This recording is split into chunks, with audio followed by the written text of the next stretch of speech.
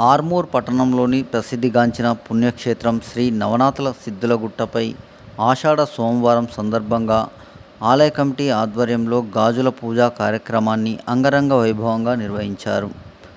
శివాలయంలోని అన్నపూర్ణాదేవికి గాజులతో అందంగా అలంకరించి ఓడిబియ్యాన్ని సమర్పించారు. అనంతరం ఆలయ ఆవరణలో మహిళలతో సామూహిక కుంకుమార్చన కార్యక్రమాన్ని నిర్వహించారు.